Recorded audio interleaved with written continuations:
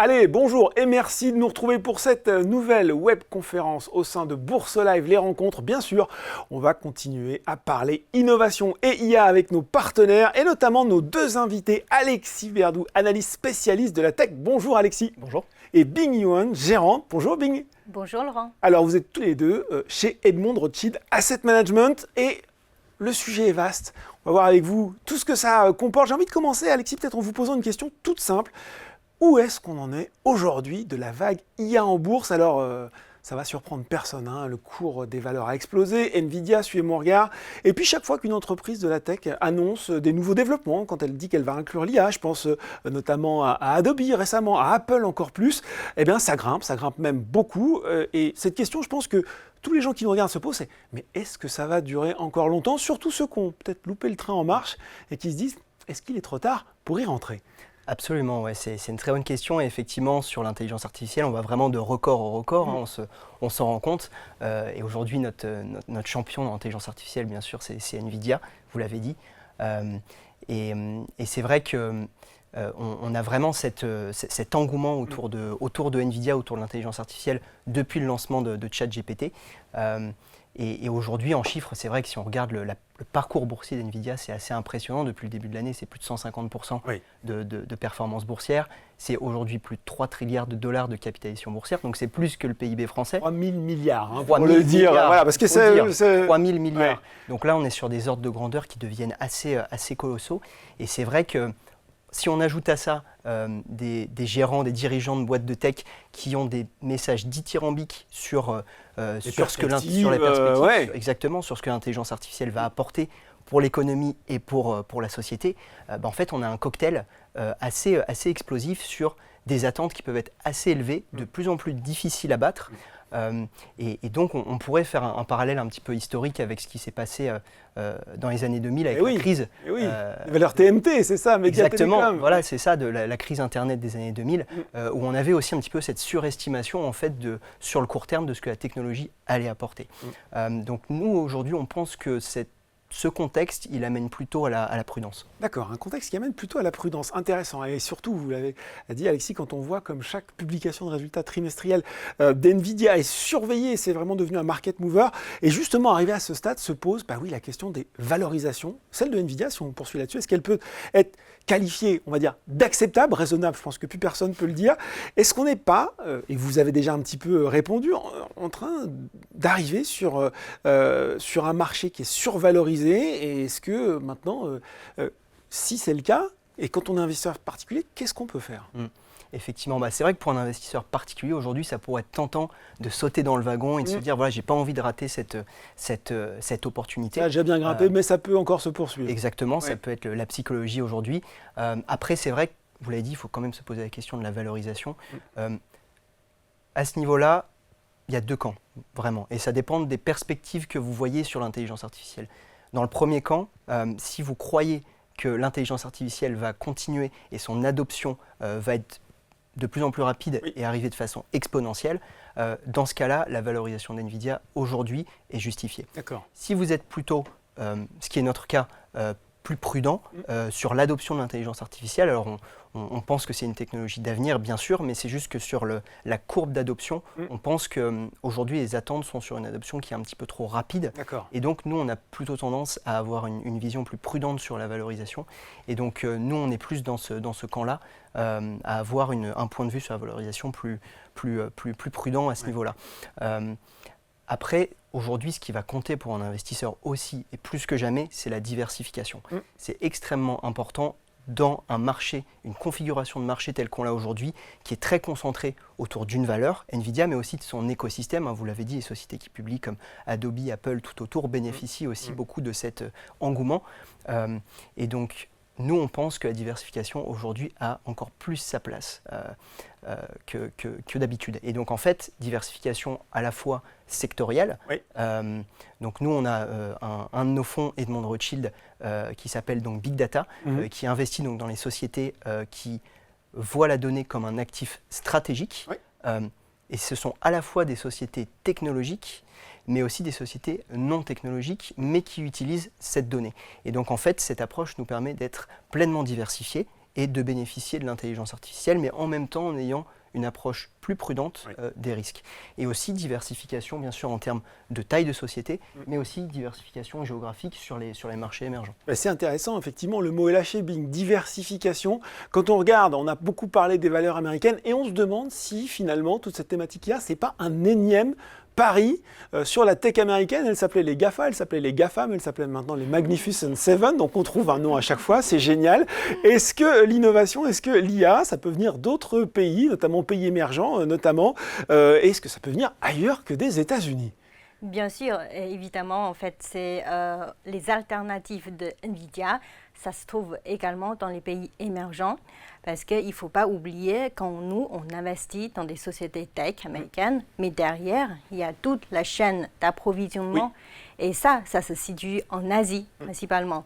Parce que je vous donne un exemple, tous les puces de NVIDIA, et ça c'est fabriqué, conditionné et aussi installé dans les serveurs par des entreprises taïwanaises. Et notamment TSMC, par exemple. Oui. Le chiffre d'affaires de TSMC, cette année, lié à IA, ça peut facilement doubler cette année. Et donc, tant qu'on a des investissements, tous ces GAFA, tous ces hyperscalers, ça continue, et toutes ces sociétés asiatiques, taïwanaises, que nous, on trouve hyper prometteuses, et c'est également son bénéficiaire, et eux aussi, ils vont augmenter leur capacité de production et bien sûr en bénéficier de cette tendance. Bon, ça veut dire qu'il faut regarder aussi, il faut ouvrir un petit peu ses horizons. On le dit, la révolution IA, elle va affecter tous les pans de l'économie, on le lit. Est-ce que finalement la clé du succès, ce sera, sans doute, la capacité des entreprises à dégager très vite des gains de productivité, de la rentabilité, de la croissance? Quels sont les secteurs qui vous paraissent le plus à même de le faire? Qui va en bénéficier directement, outre justement ceux dont on vient de parler? Absolument, et je suis complètement aligné avec ça. C'est vrai qu'aujourd'hui, les gains de productivité, ça va être la clé pour déterminer l'avenir court terme de l'intelligence artificielle et de son adoption.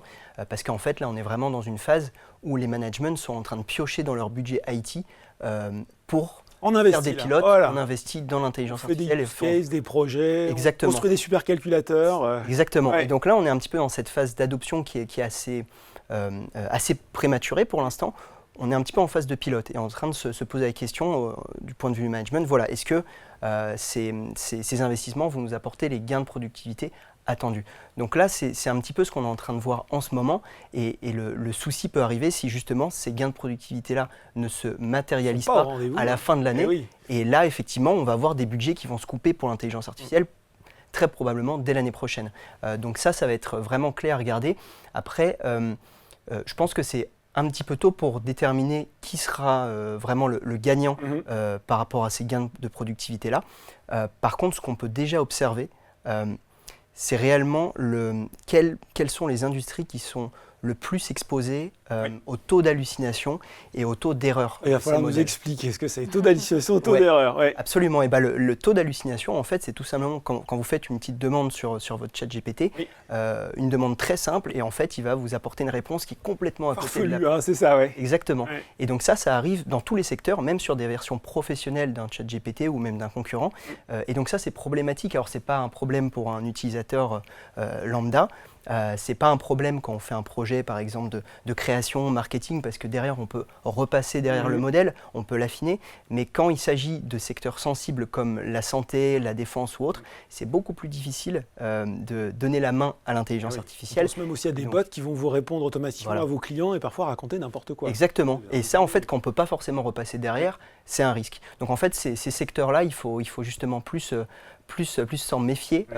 En ce qui concerne l'adoption de l'intelligence artificielle, du moins à aujourd'hui, parce qu'on est vraiment dans une phase où les modèles ne sont pas encore totalement aboutis. Il y a encore des taux d'hallucination qui sont... Alors, on entend des chiffres un petit peu de partout, mais on entend entre 5 et parfois 30% de taux d'hallucination sur certains cas d'usage. Donc, ça reste quand même conséquent. Bon, on parle sécurité des données, mais il faut aussi parler fiabilité des réponses. Une fois qu'on a dit tout ça, vous deux, là, quels sont vos critères justement pour sélectionner les bonnes valeurs innovantes? Qu'est-ce que vous allez regarder pour ne pas les payer trop cher, pour voir celles qui sont sur les bonnes technologies? J'imagine que c'est un petit peu de tout ça. Absolument. Alors déjà, l'ADN Edmond de Rothschild, c'est d'investir dans les sociétés d'abord sur le long terme et de regarder de très près la valorisation. Ouais. On va vraiment être très discipliné sur la valorisation de ces sociétés. Et une fois qu'on a dit ça et qu'on a regardé ces valorisations-là, on va s'intéresser à la capacité de la société justement à innover. Et justement, c'est les différents critères qu'on va utiliser en ce qui concerne l'innovation. Ça va être dans un premier temps le management. Ça, c'est très important. On va vraiment Ça reste aller les hommes chercher... finalement. Exactement. Les hommes et les femmes, bien sûr. Exactement, Ouais. c'est ça. Et donc, on va s'intéresser à la qualité du management. On aime beaucoup les sociétés qui sont encore emmenées par leurs fondateurs, qui ont une vision long terme pour la société. Donc ça sera très important. On regarde aussi les dépenses en recherche et développement et l'évolution historique de ces dépenses.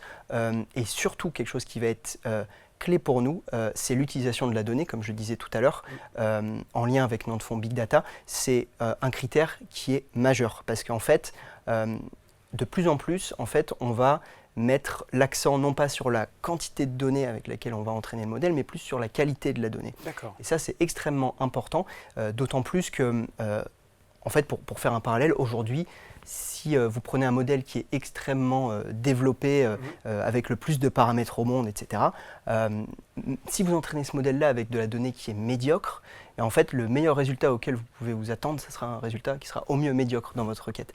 Donc, pour nous, c'est vraiment très important d'avoir une donnée qui est propriétaire et qui est difficile à reproduire, et ça crée naturellement des barrières à l'entrée, ce qui est très important pour une société innovante. Bon, des barrières à l'entrée, c'est important. Quand même, Bing, ça fait 3 ans que je reçois des gens sur ce plateau et on parle de quoi? Pas forcément de l'IA, mais on a beaucoup parlé du verdissement et de l'intégration, l'inclusion des critères ESG dans la finance, environnementaux, sociaux, sociétaux, de gouvernance pour avoir des entreprises plus durables, qui font attention aux hommes, qui font attention à l'environnement.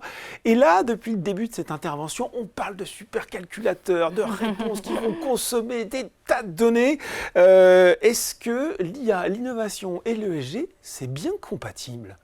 Bien sûr, en fait, c'est très bonne cette question parce qu'aujourd'hui, on parle beaucoup à IA, mais il semble que c'est une technologie sans limite, sauf que nous, on a oublié, il y a quand même des limites physiques. Ça veut dire que c'est une technologie, à la fin, consomme beaucoup d'énergie. Eh oui.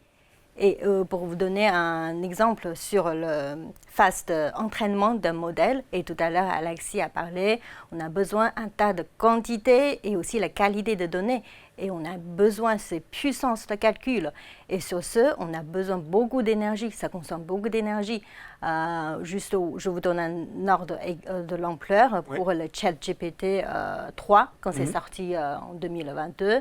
En fait, l'énergie demandée pour entraîner ce modèle, ça peut alimenter 200 foyers français pendant 1 an. Ah oui, quand même. Mais attention, quand le ChatGPT 4 est sorti l'année dernière, pour entraîner ce modèle de ChatGPT, alors l'énergie demandée, ça peut alimenter quand même 10 000 foyers français. On est passé sur de la 200 même durée. à 10 000, c'est ça? Exactement. Wow. Le chiffre est quand même colossal. Alors on n'en parle presque pas. Non. Et ceci dit, aujourd'hui, on a combien? À peu près 2% de consommation d'électricité globale. C'est lié plutôt à l'Internet, aux data centers, y compris les blockchains, les réseaux, tout ça. Mais ceci dit, avec le développement de l'IA, il y a forte chance que ça peut être doublé d'ici quelques années. Donc effectivement, c'est un sujet d'en parler, donc la consommation d'énergie et aussi le IA, le développement de IA. Foyer 10 000, hein, entre ChatGPT 3 et ChatGPT 4, moi ça me laisse un petit peu. Est-ce que ça veut dire du coup, Bing, que les acteurs qui travaillent sur l'efficacité énergétique et aussi peut-être l'économie de consommation de tous ces processeurs, c'est un thème que vous regardez? Exactement. En fait, l'efficacité énergétique, c'est déjà un thème d'investissement impératif depuis un moment. Mais avec le développement de l'IA, ça rend ce sujet encore plus vivant aujourd'hui. Je vous donne un exemple, puisque tout à l'heure qu'on a parlé, ça demande beaucoup d'énergie pour entraîner ce modèle. Et aussi, il ne faut pas oublier, le calcul, ça dégage beaucoup d'énergie, ça dégage beaucoup de chaleur. Et donc, il faut concevoir les data centers beaucoup plus... refroidir tout ça. Exactement, il faut refroidir tout ça. Et avant, on utilise les ventilateurs. Et maintenant, on arrive à une limite. On ne peut plus refroidir avec le ventilateur. Et ben, avec le nouvel méthode de refroidissement liquide, et ben, justement, nous, on trouve beaucoup d'opportunités d'investissement là-dessus. Bon. Malheureusement, avec tout ça, et ben, je dis, l'innovation aujourd'hui qui existe aujourd'hui, et c'est peut-être pas suffisant pour compenser, pour accompagner ce développement. Il faut s'attendre beaucoup plus d'investissements sur ce sujet-là. Bon, beaucoup plus d'investissements. Et si je pousse un petit peu le raisonnement, est-ce que notre réseau électrique, tel qu'il existe aujourd'hui, est capable de supporter cette charge tout d'un coup qui viendrait s'accroître de façon exponentielle? Eh ben, malheureusement, la réponse est non. Bon, ben voilà.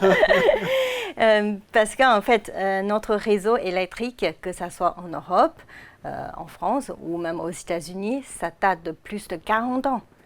Et durant les 20 ans passés, en fait, nous, on n'a pas eu énormément de hausse de demande d'électricité. Oui. Mais on n'a pas eu vraiment d'investissement là-dessus. Mais là, aujourd'hui, on a avec toutes les énergies renouvelables, les solaires, les éoliens, et aussi la transition vers les véhicules électriques, on a besoin de plus en plus d'énergie. Et le réseau aujourd'hui, ça n'arrive pas à gérer l'intermittence. Et donc, avec l'arrivée de l'IA, ça empire encore des choses. Et donc, il faut bien investir dans les modernisations des réseaux électriques. Pour la France, il faut bien mettre au moins 100 milliards de dollars d'investissement là-dessus. Et ça, c'est estimé par la société RTE. 100 milliards de dollars, décidément, il y a des chiffres qui donnent un petit peu le tournis dans cette webconférence. Ça veut dire, quand je vous écoute, Bing, que quel secteur pourra en bénéficier? Tout ce qui est équipementier électrique, tout ce qui est énergie renouvelable aussi, finalement, sont des thématiques qui sont un petit peu liées à l'IA quand je vous écoute. Oui, tout à fait. En fait, nous, on trouve qu'il y a deux opportunités.